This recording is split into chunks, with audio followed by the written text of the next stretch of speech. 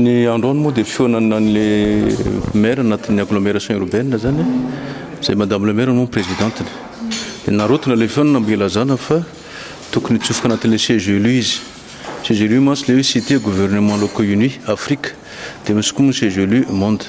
Azo atao tsara mihitsy ny fikambanana association maire tsofoka anatin'io organisation internationale tsy mitsipaka vilively procédure efa misy aty toerana zany zay aloha anankiray.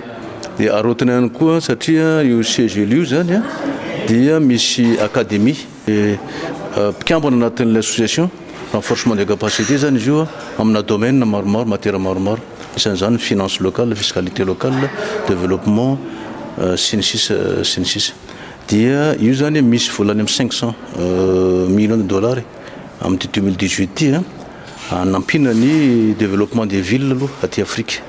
Le Afrique ale mpikambana zany anaty le siège élu no tiako resahana ka zay zany anisan'ny avantage tsy maintsy ezahanay anatin'ny fikambanana io zany mba hitsofoka anatin'io siège élu. Commune urbaine moa fa ao zany satria madame le maire tena membre titulaire amin'ny capitale ny Antananarivo Madagasikara. Dia arotana ihany koa ny ilazana fa anatin'ny siège élu zany na Afrique na siège élu monde zay koa mpikambana anatin'ny siège élu monde dia io zany misy an'le financement io misy plateforme apetraka ao Maurice. Misy financement amin'ny 100 milliards de dollars par an. Zany hoe manomboka amin'ny 2020 izy io.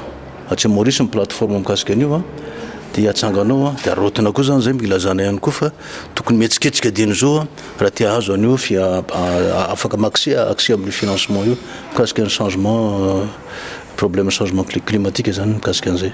Tena le fikambanana mihitsy ny hitondrany azy. Zay aloha anankiray zay aloha ny ahafahana mitsofoka. Io zany fomba anankiray ahafahana manana accès amin'ny financement le fikambanana.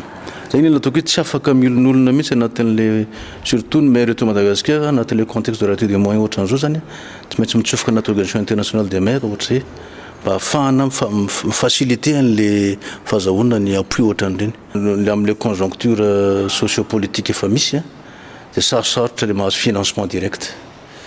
Ary ny any ivelany efa misy ny financement direct amin'ny collectivité. Fa eto amintsika zany tsy maintsy mbola mandalo any amin'ny ministère sy ny fanjakana. Io zany sakana kely amin'ny bailleurs de fonds zay inona ary mahatonga an'izay.